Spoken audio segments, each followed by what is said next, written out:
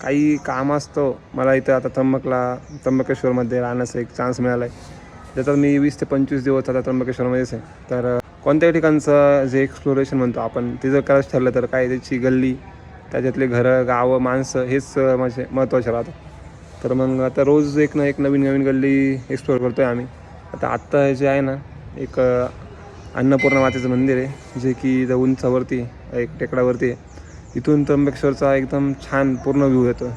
म्हणजे आता थंडी जी पडली नाशिकमध्येच, पण मग इथं कसं आहे चारही साईडने जर डोंगर असल्यामुळे ना सध्या तरी थंडीचा इतका इफेक्ट जाणवत नाही. आणि धुक्याची जी लेअर आहे पूर्ण क्लिअरली दिसते, पूर्ण शहरावरती दिसते. मंदिराचा पण एकदम भारी भाग वगैरे इथून दिसते. तर हे जे मंदिर आहे अन्नपूर्णा मातेचं तर पूर्ण व्हाईट जे आपलं व्हाईट मार्बल म्हणतो त्याच्यामध्ये कोरलेलं आहे. इतकं बारीक कोरीव काम केलं आहे याच्यामध्ये की मंदिर बघायला आणि एक्सप्लोअर करायला भारी वाटते.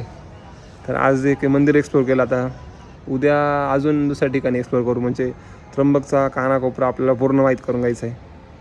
तर योगायोगाने चान्स भेटला आहे तर मग त्र्यंबक गाव पूर्ण एक्सप्लोअरच करून घेऊ.